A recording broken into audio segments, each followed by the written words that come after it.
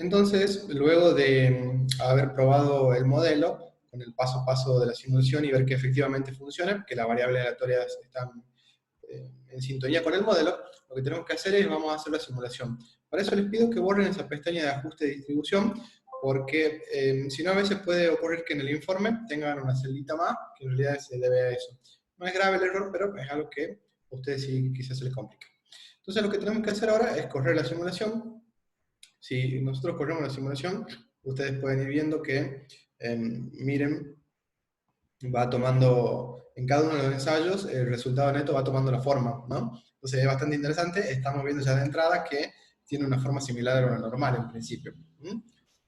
Verán que con cada uno de los intentos es como que va cambiando la forma, porque lo que va haciendo el sistema es ir calculando el resultado neto con cada combinación de las variables y va graficando esa entrada. Para que no se demore tanto y no tengan que esperar tanto, me interesaba que vean eso, podríamos hacer super velocidad, en donde obtendríamos el resultado para los 5.000 intentos también de una manera más práctica. ¿Sí?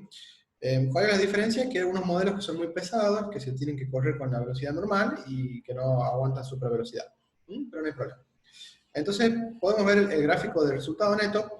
Noten que tiene una forma similar a la curva normal. Lo primero que podemos observar en esta parte de abajo es en los límites, donde podemos ver que el 100% de la certeza está ubicado por todo el gráfico. ¿Sí?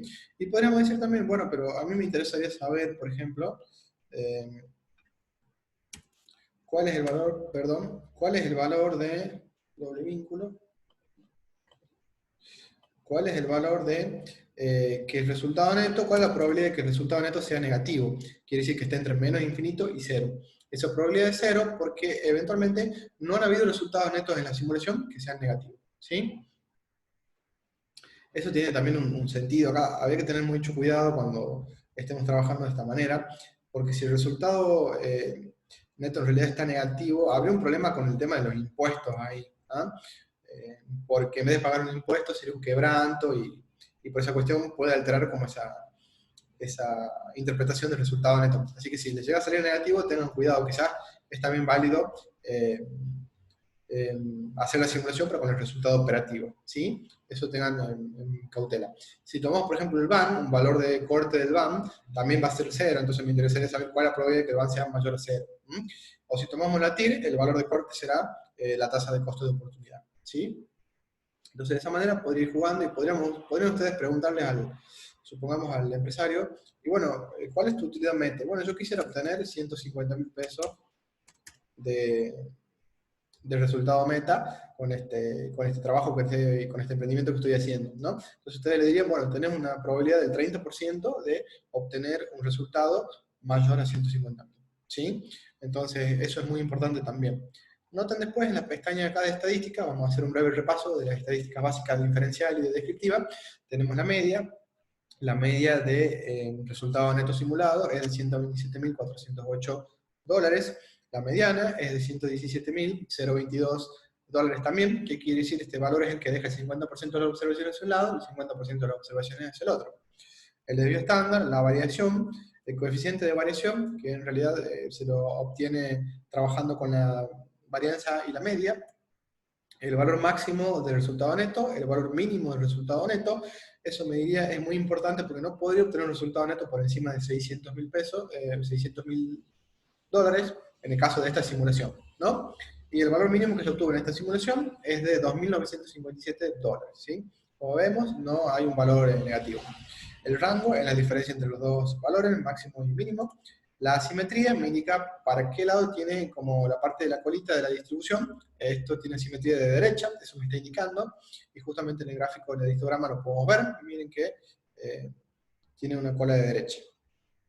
Estábamos en la simetría. Y por último la kurtosis. La kurtosis es un valor muy pero muy importante también, porque la kurtosis me va a indicar si la curva se parece o no se parece a una normal.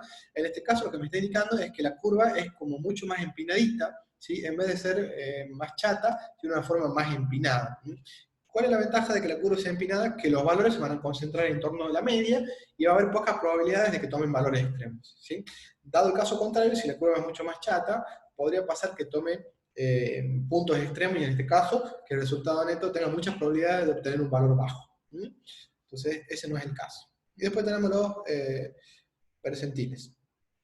Bueno, básicamente eso es lo que podemos hacer en este gráfico. Ahora sí, tengan cuidado que si esto lo cierran, no lo pueden volver a abrir de esta manera. Eh, Ahora sí lo podemos cerrar sin inconveniente. Y vamos a seguir con el trabajo. Entonces, ya hemos hecho la simulación, hemos visto justamente cuáles son los resultados y ahora vamos a pasar al análisis de post-simulación.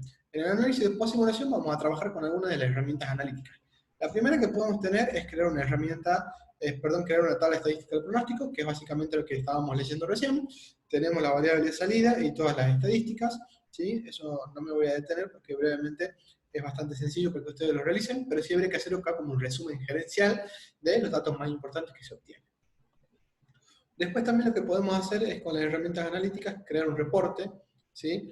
En donde en el reporte vamos a obtener cuáles son los supuestos de entrada con las variables aleatorias, sus distribuciones y cuál es la variable de salida.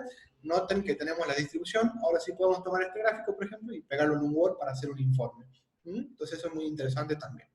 Bien, y eso es algo también que podemos interpretar. Después, otra cuestión que es tan interesante acá, en herramientas analíticas tenemos un montón de herramientas para poder trabajar. Podríamos utilizar ahora podríamos hacer lo que sería, sí, el análisis de sensibilidad. Podríamos trabajar con el análisis de sensibilidad, antes del análisis de escenario, sí. Vamos a trabajar con el análisis de sensibilidad, vamos a pedir acá los nombres, y vamos a ver cuál es la apertura del análisis de sensibilidad. El análisis de sensibilidad me brinda dos gráficos, acá tienen el resumen para que ustedes los lean, les sugiero que lo lean en detalle, por favor, pueden hacer pausa en el video y continuamos, yo no lo voy a exponer por cuestiones de simplicidad. Tenemos que, en realidad, el gráfico de correlación no lineal me indica las correlaciones no lineales entre las variables de entrada y la variable de salida. Lo que me está diciendo es que hay una correlación bastante alta entre las toneladas y el resultado neto. Por eso la franja esa es verde, porque me está indicando que hay una correlación que es positiva, ¿sí? Noten la de los costos variables en roja porque me indica correlación negativa. Y este gráfico con barras en celeste es muy, pero muy interesante. Me indica justamente cuál es el porcentaje de variación explicado en el resultado neto según las variables. Noten que las toneladas vendidas explican el 61% de la variación en el resultado neto. Si yo tomara solamente las toneladas vendidas y los costos variables, estaría explicando cerca del 80% de la variación del resultado neto. ¿Se acuerdan del principio de Pareto que hablaba del 80-20? Bueno, acá se está aplicando justamente eso. Entonces lo que me dice es que como utilidad gerencial yo me tendría que tener mucho cuidado con gestionar bien las toneladas vendidas y el costo variable, porque de esa forma me aseguro el 80% del resultado. Es muy, pero muy interesante esa herramienta. Y después también tenemos, ya hicimos la tabla estadística, el reporte, después también tenemos para hacer un análisis de escenario.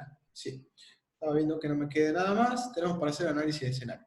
El análisis de escenario también es muy interesante porque es una herramienta que a mí me va a permitir darle un otro grado de interpretación al modelo. Entonces, supongamos con qué podría trabajar. Yo podría decir, localice la variable de salida, que en este caso es el resultado neto, y me pide que ingrese dos valores de variable. La primera variable a probar y la segunda variable a probar. Esto tendría que hacer clic en las dos variables. Entonces, la primera variable que yo quiero trabajar es el precio. Y la segunda variable que yo quiero trabajar son los costos variables por tonelada.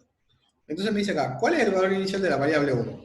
Bueno, vamos a hacer que el precio cambie entre 350 y 500 porque ese es el máximo y el mínimo, ¿sí? Entonces 350 y 500. Podría tomar otros valores también. Acá si pido procesos, si por ejemplo pongo 2, me va a indicar únicamente dos valores de los precios. Eso pueden probarlo ustedes. Yo quiero pedir en realidad una medida porque quiero que el costo, que el precio y el costo cambien. En este caso el precio quiero que cambie de $50 a $50. Entonces, quiero que me brinde la tabla de 350, 400, 450, 500. Entonces pondré 50. Y el valor inicial del costo variable unitario es 170 y vamos a poner que el valor final sea también 320. Y quiero que también cambie, pero de 20 en 20. Entonces voy a hacer clic en OK y me va a brindar una pequeña tablita muy sencilla. miren que me dice la variable de salida es el resultado neto, en este caso tengo una sola. Me dice la variable de las columnas es B4, las columnas son estas, ¿sí? Estamos trabajando con los costos variables, y la variable fila es el precio de venta, ¿sí? Entonces, eso es lo que me está indicando. Lo que me avisa o lo que me informa la tabla esta es cómo cambia el resultado ante un cambio en el costo variable y en el precio, que son las dos variables que yo elegí, pero siempre que todas las otras variables permanezcan constantes. Entonces, lo que me dice, por ejemplo, si tomáramos esta celda, me está indicando que si el costo variable es de 190 y si el precio de venta es de 350, o sea que han cambiado los valores originales, pero tanto el costo fijo, la tasa de impuesto y la otra variable que era las toneladas de soja vendidas, justamente se mantienen constantes, el resultado va a ser el resultado neto de $126.750. Entonces lo que me va a indicar es el cambio en el resultado ante el cambio, perdón, el nuevo resultado ante los cambios en dos variables que yo escoja. En este caso elegí costo variable y precio. ¿Sí? Entonces esto sería muy interesante para resaltar, porque yo podría decir, por ejemplo, podría haber la siguiente alternativa, ¿no? Le podría haber preguntado al productor, bueno, ¿cuál puede ser tu valor de corte de resultado? Es decir, ¿cuál es tu resultado meta? Bueno, si él me dice, supongamos $150.000, él quiere obtener $150.000. Lo que podríamos hacer es trabajar un poquito con esta tabla y hacer lo siguiente. Trabajamos y ahí está. Entonces noten que esta tabla me está indicando, si supongamos que el productor me dice, bueno, yo quiero obtener $150.000, esa es la meta, lo voy a anotar acá. La meta es $150.000. ¿Sí? Entonces, supongamos que si él me dice que solamente quiero obtener esa meta y que en realidad está seguro medianamente de que los costos fijos no van a cambiar, de que va a poder vender esas toneladas y de que la tasa del impuesto también va a ser esa que uno había considerado en el inicio. Entonces, definimos que estas dos variables son importantes. Ustedes les deberían decir, bueno, mira, si vos crees o si vos ves que el costo variable de las toneladas de soja es de 170, te vas a tener que asegurar un precio de venta de $400 por tonelada para conseguir ese resultado. Porque de esa manera conseguimos un resultado de 195 que es superior a $150.000, que es lo que él desea. ¿Por qué? Porque si el precio es de 350 y el costo variable de 170, no alcanza a conseguir su utilidad, su resultado meta. ¿Sí? En cambio, le podríamos decir, ¿sí? Es en el mejor de los escenarios. Si en el peor de los escenarios, si el costo tuviera el valor más alto, 310, habría que ver con 320, no lo probé en este caso, pero supongamos que sea 310, vos tenés que asegurarte que el precio de venta sea de 500.000 y solamente ahí vas a conseguir que el resultado sea de 156.000. Ojo que si llegamos a 320 es probable que ni con el precio de 500 consigamos los $150.000 que él desea. ¿Sí? Así que también quizás habría que considerarlo. Bueno, eso sería un análisis que podríamos desprender de el trabajo. Y así podría realizar tablas de análisis de escenario mezclando las variables que yo quiera. Por ejemplo, la cantidad con el precio, la cantidad con los costos, el costo fijo con el costo variable, el costo fijo con el precio, el costo fijo con las cantidades, ¿no? Es muy importante conocer eso. Podríamos también ver entre las dos variables que explicaban la mayor parte de la variabilidad, que eran las toneladas y el precio de venta, ¿sí? Entonces, básicamente, en las pestañas esta del simulador de riesgo obtenemos toda la información para trabajar a continuación, y en las herramientas analíticas tenemos todas las herramientas o el herramiental que vamos a utilizar, ¿no? Entonces es muy interesante que ustedes puedan explorar después tranquilamente cada una de estas opciones que me brinda para que, bueno, le saquemos el provecho al simulador en ese caso. Pueden buscar otros archivos en internet u otros videos tutoriales también de Risk Simulator para que lo puedan aplicar. Estas son básicamente las cuestiones más interesantes que podríamos conseguir. Lo que ahora faltaría hacer, o lo que quedaría por hacer, es elaborar un análisis, o un informe, perdón, a partir del análisis de todo esto. Entonces, deberíamos redactar en Word un informe gerencial para el emprendedor que estamos trabajando, con el cual estamos trabajando, ¿sí? Así que bueno, espero que les haya gustado. La simulación es una herramienta muy, pero muy interesante, que se le utiliza mucho en el campo de administración y otros campos. Acá, alguna cuestión muy interesante, también ustedes podrían poner en juego otros conceptos de otras materias aprendidas, porque también podrían recomendarle supongamos, al emprendedor, que si nosotros vemos que el precio también es una variable importante, en realidad existe una forma a través de finanzas con la cual nosotros podríamos garantizar un determinado precio, que es trabajando con el mercado de capitales con la herramienta de futuro. Entonces ustedes les podrían, bueno, yo te podría recomendar que vos trabajes con futuro y de esa manera el precio por tonelada ya deja de ser una variable y se transforma en un parámetro.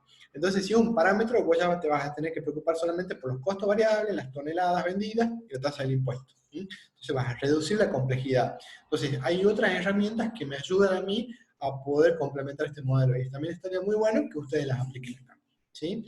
Así que bueno, eso fue la explicación de esto del simulador. Espero que les haya gustado y bueno, que puedan explorarlo con mucha mayor tranquilad desde su casa. Muchas gracias, que estén muy bien.